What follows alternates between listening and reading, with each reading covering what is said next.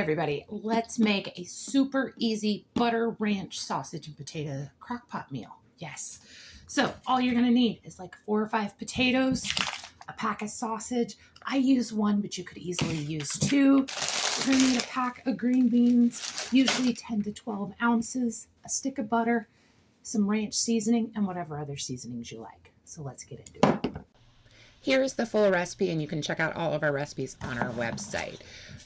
The big thing with the potatoes is we're just aiming for them to be about 1-inch sizes. You could do bigger, but that may make it take a little bit longer to cook.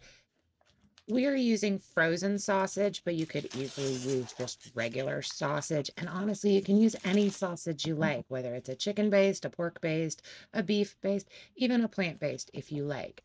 Now, my husband does like them to be cut just a little bit smaller than this, but honestly, you're just aiming for about 1-inch chunks. The butter you can really use, again, you can use margarine, you can really use anything that you like here. We just happen to prefer to use regular butter. We do use unsalted, so that's totally up to you.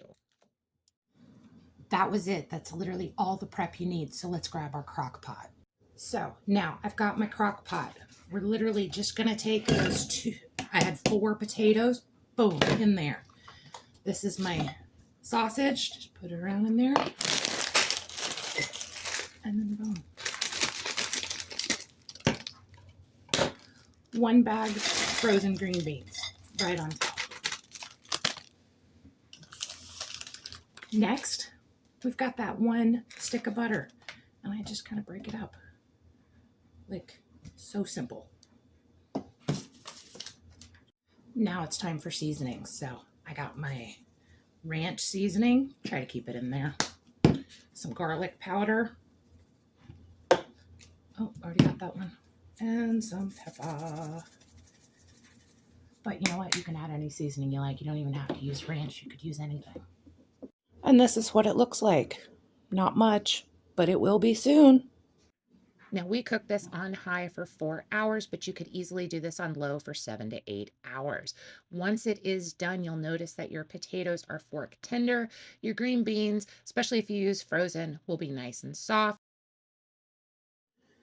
Okay, we are back. It's been about 4 hours on high, and oh my goodness. Oh, this looks so good.